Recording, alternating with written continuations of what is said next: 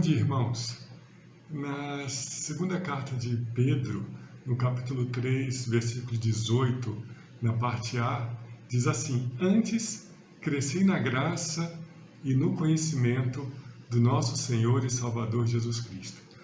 Todos estamos convidados a aprendermos mais da Palavra de Deus para que possamos crescer no conhecimento e crescer na graça do nosso Senhor e Salvador Jesus Cristo. Bom culto a todos.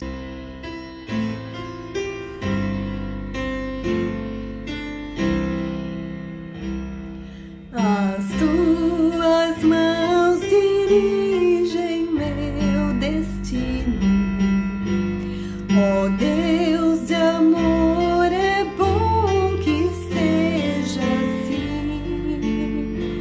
São teus os meus poderes e minha vida, em tudo eterno, Pai, dispõe de mim. As tuas mãos dirigem meu destino, cravadas na sangrenta e rude cruz. Por meus pecados foram traspassadas e posso nelas descansar, Jesus. As tuas mãos dirigem meu destino, acasos para mim não haverá. O grande Pai vigia o meu caminho e sem motivo não me afligirá. As tuas mãos dirigem meu destino, ó Deus de amor, é bom que seja assim.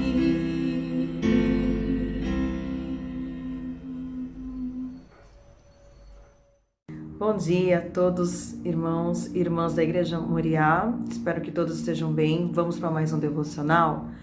A passagem que eu trouxe hoje está em 1 Pedro 5,7, que diz assim: Lancem sobre ele toda a sua ansiedade, porque ele tem cuidado de vocês. Eu sei que às vezes bate um desespero, bate uma ansiedade nos nossos momentos de aflições, mas irmãos, entendam que nós não precisamos lutar sozinhos. Quando sentir essa ansiedade apertar seu coração, ore a Deus, porque Ele tem a paz que nós precisamos. Não esqueça, Deus nos ouve o tempo inteiro. Vamos orar, irmãos? Senhor meu Deus, obrigada por mais um dia de vida, por mais um dia de oportunidade de sermos melhores. Obrigada por sempre estar conosco nos nossos momentos de aflições, nos nossos momentos de desespero e nunca nos deixar faltar nada. Agradecemos, Deus, pela saúde que o Senhor nos tem dado, pela força que o Senhor também tem nos colocado, por Senhor nunca nos desamparar.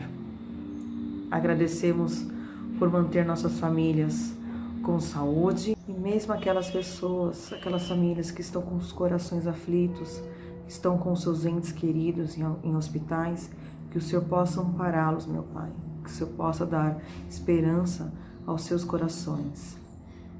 Pedimos também que o Senhor olhe pelo nosso Brasil, continue olhando pela nossa nação, e que o Senhor perdoe todos os nossos pecados. É o que pedimos, em nome de Jesus. Amém. Bom dia a todos.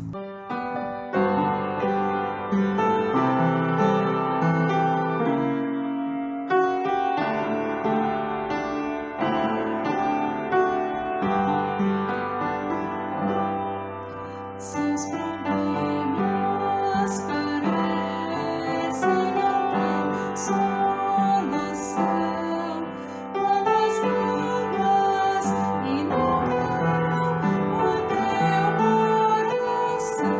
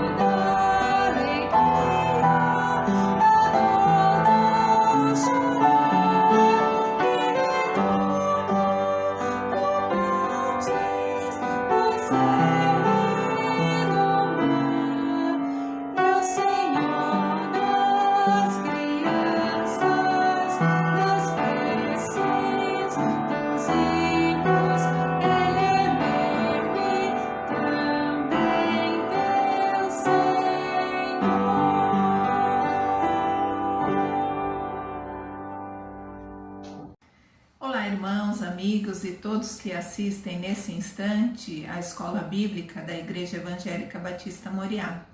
O personagem bíblico de hoje é o fariseu. Os 4 evangelhos trazem inúmeras referências das discussões ocorridas entre os fariseus, os escribas e Jesus. Então, antes de falarmos sobre o personagem de hoje e sobre as pontuações de Jesus sobre os fariseus, vamos primeiro saber quem eram os escribas, que estavam sempre juntos com os fariseus. Os escribas eram copistas da lei, um tipo de imprensa da época. Como não havia imprensa naquela época, eles reproduziam os rolos da lei. Quando o templo foi destruído e o povo levado cativo, o foco passou a ser a leitura da lei.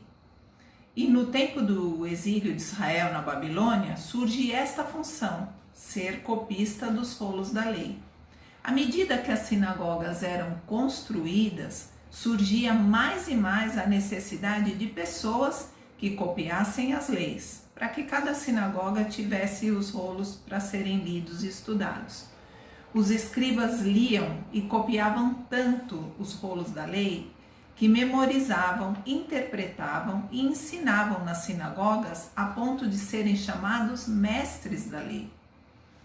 Um dos primeiros escribas foi Esdras, e depois dele vieram muitos outros.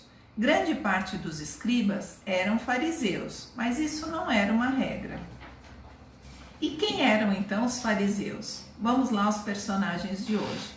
Os fariseus eram um dos 3 principais grupos entre os judeus, ao lado dos saduceus e dos essênios.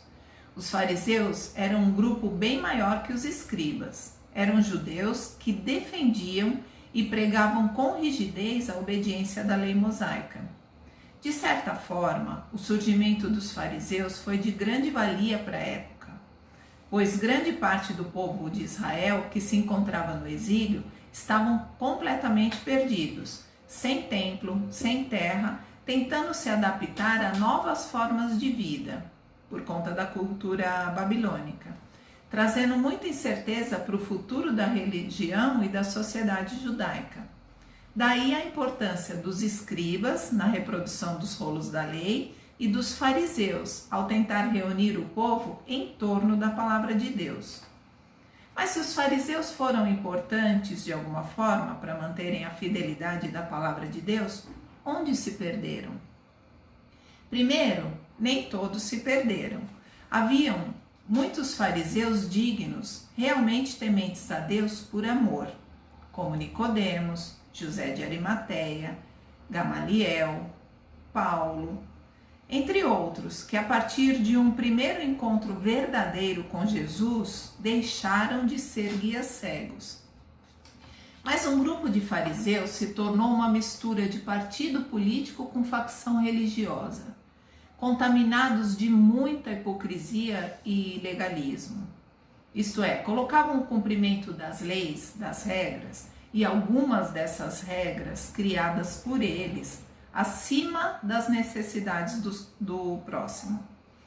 Eles acreditavam que o cumprimento das regras, das leis, tornava o indivíduo merecedor do favor e da salvação divina. Muitas são as passagens que Jesus se defronta com os fariseus, mas vamos nos deter a 2 passagens, Lucas 18, de 9 a 14 e Mateus 27, de 1 a 37, que diz assim: na passagem de Lucas, Jesus conta a parábola do fariseu e do publicano.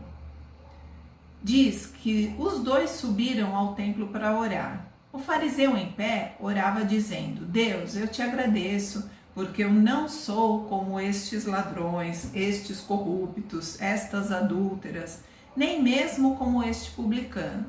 Eu jejuo 2 vezes por semana, eu dou o dízimo, eu. Essa era a oração do fariseu. Agora o publicano ficou à distância. Nem sequer ousava olhar para o céu, mas batendo no peito dizia: Deus, tem misericórdia de mim, que sou pecador. Nesta passagem do Evangelho de Lucas, Jesus mostra duas atitudes, dois comportamentos. Um comportamento desagradável pela arrogância, o orgulho e o egoísmo. E um comportamento agradável a Deus pela humildade e submissão. Para Jesus, o pecado que os dois praticavam eram abomináveis. Tanto do publicano em lesar as pessoas com cobranças de impostos exorbitantes, como o legalismo e a arrogância do fariseu. Mas o publicano tocou Jesus com quebrantamento do seu coração, em reconhecimento de seus pecados, em arrependimento e submissão à soberania de Deus. O Salmo 51:17 diz que Deus não despreza um coração quebrantado e contrito. Já no relato de Mateus, Jesus condena os fariseus com vários ai de vocês. Eu disse Mateus 27, não, é Mateus 23. Jesus condena os fariseus com vários ai de vocês, por conta da hipocrisia, falsidade e dissimulação. Jesus diz à multidão e aos discípulos que obedeçam, façam o que os fariseus dizem, mas que não façam o que eles fazem, pois não praticam o que pregam. Eles recitam as leis, mas não vivem. E pior, criam regras, fardos pesados e colocam nos ombros das pessoas. E do versículo 13 em diante de Mateus 23, Jesus se dirige diretamente para os fariseus e para os mestres da lei e pronuncia vários ai de vocês. O primeiro, Jesus condena o fato dos fariseus e escribas impedirem outras pessoas de encontrarem o reino de Deus, criando regras e regras, colocando pedras de tropeço no caminho de muitos, com um legalismo e uma leitura da palavra que ignora a mensagem de amor, desprezando a graça conciliadora de Deus. O segundo ai de vocês, Jesus os condena por devorarem as casas das viúvas. Não se sabe exatamente como isso era feito. A Bíblia não relata, mas possivelmente por persuadi-las a fazerem grandes doações, ou por os fariseus faziam longas orações cobrando por esse período de oração. O terceiro ai de vós era porque eles investiam tanto para fazer um convertido e quando conseguiam fazer com que essa pessoa se convertesse, o tornava mais filho do inferno do que eles próprios, os fariseus. O quarto ai de vocês era porque eles focavam tanto no que era secundário, isto é, na forma como queriam ser vistos pelo cumprimento da lei, que esqueciam o mais importante, a essência, Jesus. Esqueciam o amor a Deus e o amor ao próximo. O quinto ai de vós falava que eles, os fariseus, eram capazes de dar o dízimo até das folhinhas de hortelã que plantavam, mas esqueciam de praticar a justiça e a misericórdia. Esqueciam de viver uma vida de fé em Deus e não nas obras. O sexto e o sétimo ai de vocês, Jesus falou que os fariseus eram belos e limpos por fora, mas apodrecidos e sujos por dentro, cheios de hipocrisia e iniquidades. E o último ai de vocês, Jesus fala que eles eram filhos dos que mataram os profetas e estavam prontos, assim como seus pais, a fazerem o mesmo com ele, Jesus. Jesus os chamou de serpentes, raças de víboras. Então, a motivação da maioria dos fariseus não era a motivação correta, pois o relacionamento com Deus é fruto de um coração quebrantado e de uma vida transformada. Fariseus e escribas, na sua maioria, não viam Jesus como Messias por conta da religiosidade. Eles achavam que tinham tudo o que precisavam. Diziam ser filhos de Abraão, circuncidados, Tinham a lei de Moisés como diretriz e autossuficiência. E tudo isso os cegava, não permitindo que enxergassem a graça salvadora de Jesus. Bom, com esses detalhes, vamos às lições que aprendemos. Primeira lição: aprendemos que a religiosidade nos afasta de Deus. Os textos: Marcos, Mateus e Apocalipse. Texto de Marcos. Ele, Jesus, respondeu: bem profetizou Isaías acerca de vocês, hipócritas, como está escrito: este povo me honra com os lábios, mas o seu coração está longe de mim. Em vão me adoram.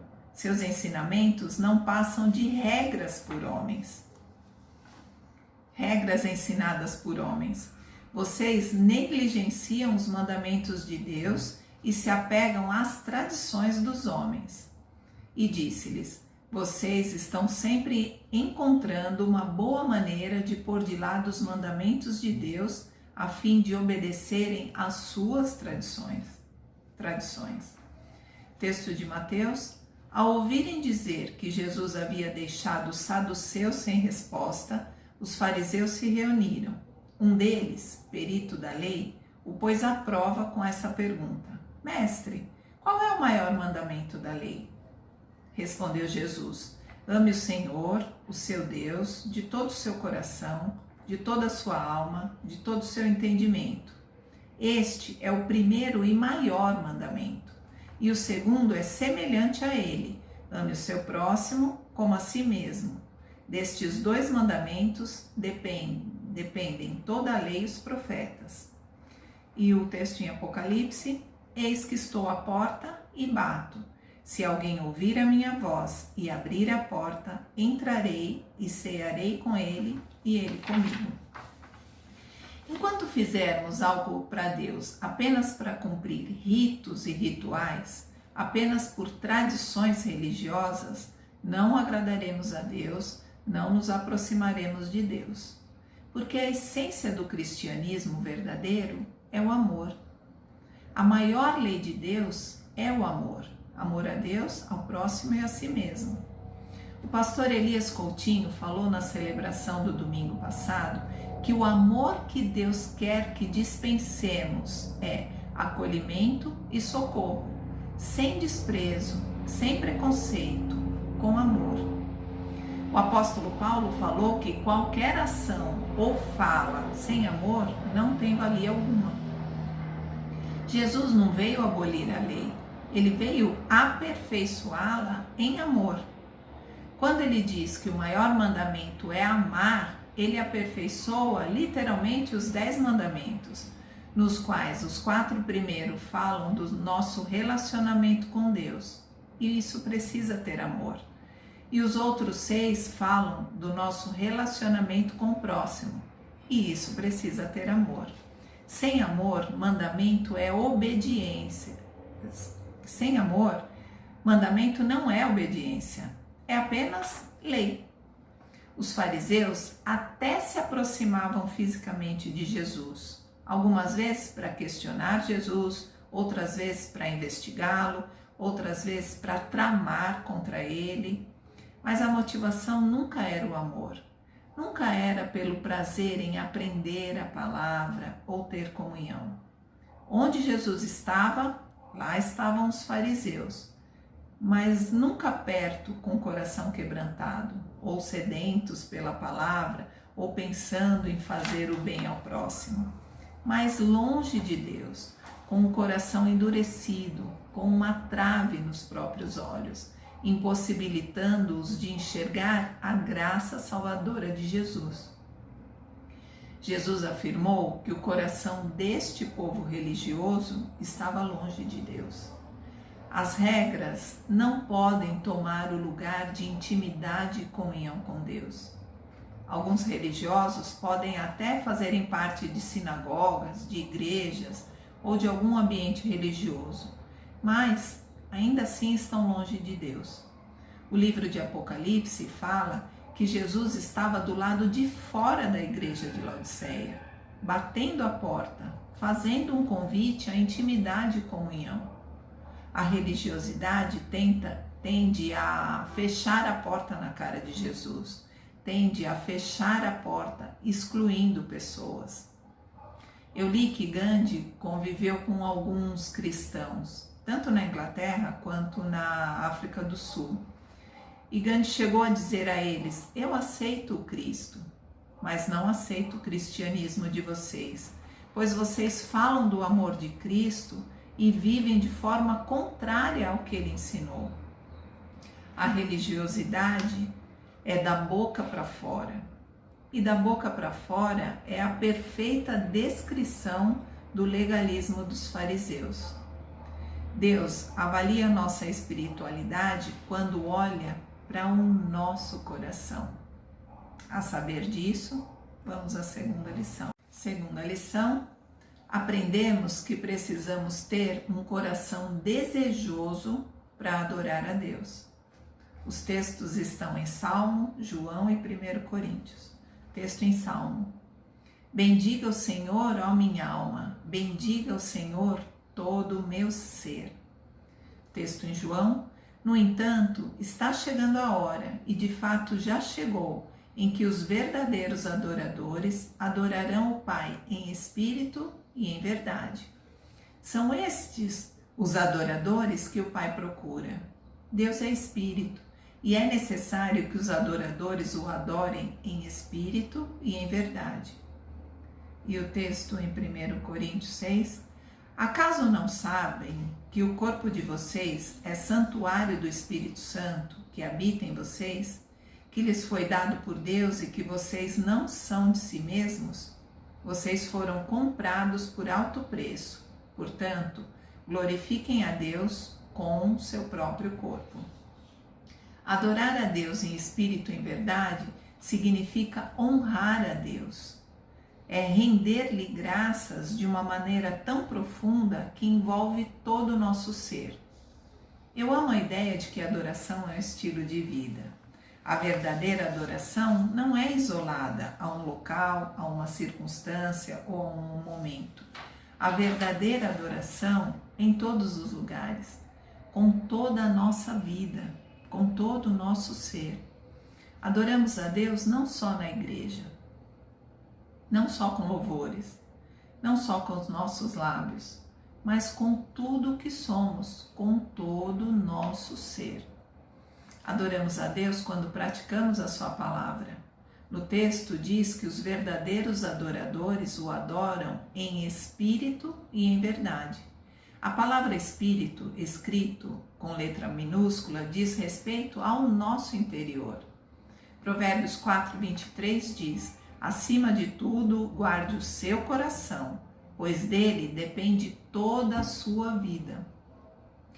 Nosso coração precisa ser guardado em Deus. E o amor de Deus deve transbordar do nosso coração para todo o nosso ser, a ponto de adorarmos a Deus com a nossa fala, com as nossas ações, com o nosso dia a dia. E em verdade diz respeito com a palavra de Deus. João 17:17 diz: santifica-os na verdade, a tua palavra é a verdade. Então, em espírito e em verdade, adoramos com todo o nosso interior e em obediência, na prática da palavra de Deus. Os fariseus liam a palavra, estudavam a palavra, frequentavam as sinagogas, mas nada disso era feito de todo o coração, por amor a Deus ou para satisfazê-lo. Os fariseus não viviam uma vida de adoração, mas sim de aparência, bonitos por fora, mas sepulcros caiados por dentro. E a presença de Jesus incomodava os fariseus, porque revelava a falta de adoração deles. Os fariseus, diante do verbo, da palavra Jesus, se revelavam hipócritas. O faz de conta é simplesmente hipocrisia. Deus não nos chamou para fazermos de conta que somos cristãos, mas nos chamou para sermos verdadeiros adoradores. Muitos cristãos não crescem espiritualmente porque não passam de meros ouvintes da palavra. Irmãos, não tenham medo de serem praticantes da palavra de Deus. Não se sintam oprimidos com o fardo pesado da religiosidade. Jesus diz: venham a mim todos os que estão cansados e sobrecarregados, e eu darei descanso a vocês. Tomem sobre vocês o meu jugo e aprendam de mim, pois sou manso e humilde de coração, e vocês encontrarão descanso em suas almas, pois o meu jugo é suave e o meu fardo é leve. Nós só precisamos do Evangelho puro e simples de Jesus para nos aproximarmos de Deus e sermos transformados por Ele, Deus. Vamos para a última lição. Terceira lição: aprendemos que quem está cheio de si não pode estar cheio de Deus. Textos: Mateus, João e Tiago. Texto de Mateus: tudo o que fazem é para serem vistos pelos homens. Eles fazem os seus filactérios bem largos e as franjas de suas vestes bem longas. Gostam do lugar de honra nos banquetes e dos assentos mais importantes nas sinagogas, de serem saudados nas praças e de serem chamados de rabis. Texto de João: mas ele nos concede graça maior. Por isso diz a Escritura: Deus se opõe aos orgulhosos, mas concede graça aos humildes. E o texto de Tiago: é necessário que ele cresça e que eu diminua. O maior problema do fariseu, isto é, do religioso, é que dentro da sua vida de aparência não há lugar para arrependimento nem lugar para transformação, e sim justiça própria e orgulho. Esse tipo de pessoa acredita que por causa de suas práticas religiosas estão bem com Deus. Vimos isso na parábola do fariseu e do publicano, na introdução desse estudo. O fariseu tinha certeza de que ele era bom e dizia: eu faço, eu aconteço. A necessidade de misericórdia de Deus era nula. Agora, ao contrário do publicano, que sabia que era miserável pecador e que necessitava de Deus. A sinagoga para o fariseu era sinônimo de julgamento e da ideia de justiça construída por ele próprio. Para o publicano, aquele lugar significava um lugar de misericórdia, graça e perdão. O orgulho prega o mérito, mas a humildade prega a compaixão. É preciso ter em mente que a espiritualidade cristã é a cruz do Calvário. Não é mérito, é graça. Não é nada que possamos ter feito, mas sim é o que Ele, Jesus, fez por nós. E quando entendemos isso, nos esvaziamos de nós mesmos, nos esvaziamos do nosso eu, do nosso ego, do nosso egoísmo. E quando nos esvaziamos, abrimos espaço para nos enchermos de Deus. E entendemos que tudo é Ele. Ele nos amou primeiro, Ele desperta o bem em nossas vidas, Ele é amor. E falamos anteriormente que sem amor nada tem valia. Se Deus é amor e sem amor nada tem valia, então quando fazemos algo sem amor, Deus não está ali. A tarefa dessa semana e das nossas vidas é um convite para que o amor seja a característica maior da nossa espiritualidade. Cristãos sadios devem refletir Jesus por estarem cheios de amor, por estarem cheios do Espírito Santo de Deus. Precisamos nos despir da religiosidade, dessa religiosidade que tanto incomodava Jesus, que em nossas mãos não tenham pedras, mas que estejam estendidas em amor na direção de cada pessoa que nos relacionamos. Que Deus nos ajude nessa missão.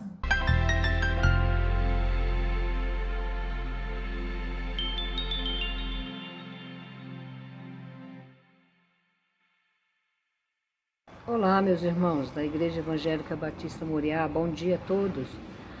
Hoje, no nosso devocional, eu trago para os irmãos a palavra que está em Filipenses 4, versículo 9. Na carta de Paulo, ele diz assim: o que também aprendestes e recebestes e ouvistes e vistes em mim, isso fazei, e o Deus de paz será convosco. Paulo era um líder amoroso, né? Como foi dito, falado sobre os líderes também no domingo, né? No culto. E um líder de Deus direciona e transforma a vida do liderado, né? Porém, Deus é o nosso líder continuamente, em quem podemos confiar plenamente. Meus amados, vamos orar a Deus? Senhor nosso Deus, nosso Pai, Santo e maravilhoso Deus, nós te somos gratos, meu Senhor, pelo cuidado e pelo zelo que tu tens com as nossas vidas, Pai. Até aqui tu foste conosco, nos guardando a nossa vida. Cremos que continuarás nos guiando, Senhor Deus. E é isso que te pedimos, que aplane os nossos caminhos e nos guarde e nos proteja. Amado Deus, nós queremos te pedir nesse momento pela vida dos nossos enfermos, Senhor Deus, da nossa igreja, das nossas famílias e finalmente do mundo, Deus, que está enfermo. Nós te pedimos que traga saúde, Senhor Deus, que traga paz, que abra portas, meu Pai, dos hospitais, providencie médicos, meu Pai, remédios, tudo que assim for necessário, Deus, nós te pedimos, Pai amado. Te pedimos também pelas nossas autoridades, meu Senhor, que eles tenham mais entendimento e sabedoria. E o Senhor os pode dar. Te agradecemos por tudo e oramos a Ti, em nome do Teu Filho Jesus. Amém. Bom dia a todos, irmãos. Que Deus os abençoe. Olá, irmãos, amigos da Igreja Batista Moriá, tudo bem? Vim convidar vocês a participarem conosco hoje, às 18 horas, do nosso culto presencial, na nossa igreja, na Rua Marius, número 176, Vila Celeste, São Paulo. Nós aguardamos bastante por esse momento de estarmos juntos presencialmente e agora nós já podemos fazer isso. Você que quer estar conosco será muito bem-vindo. Nós estamos preparados para receber vocês. Inicialmente, nós vamos fazer só os cultos do domingo à noite presenciais, com essa pequena alteração de horário, que antes era às 18h30 e agora é às 18 horas.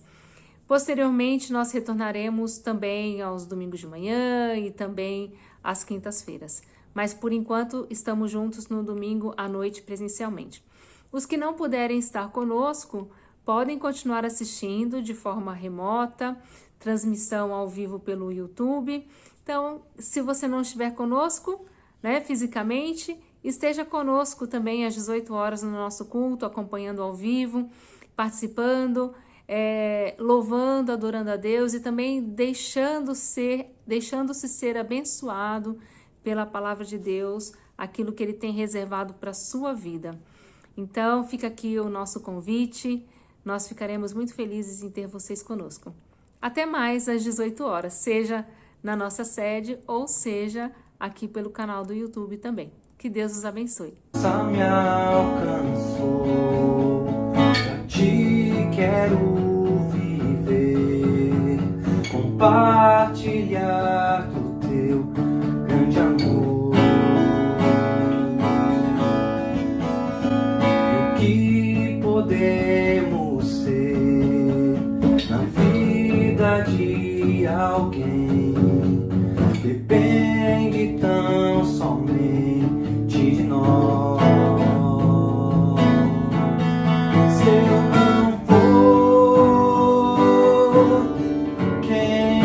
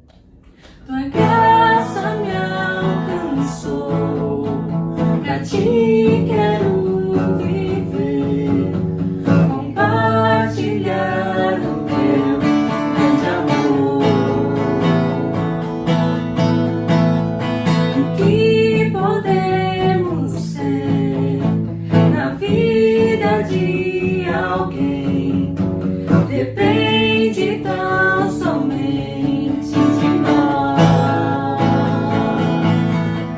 Se eu não for, quem irá? Se eu não estender as mãos, quem o fará? Nem vou me entregar e dizer ao mundo que Jesus voltará, até que Ele venha, até que Ele venha. Esta esperança que ao mundo vou levar, até que Ele venha, até que Ele venha. Ele é a razão que me faz continuar, até que Ele venha, até que Ele venha. Cristo a esperança que ao mundo vou levar, até que Ele venha, até que Ele venha. Ele é a razão que me faz continuar.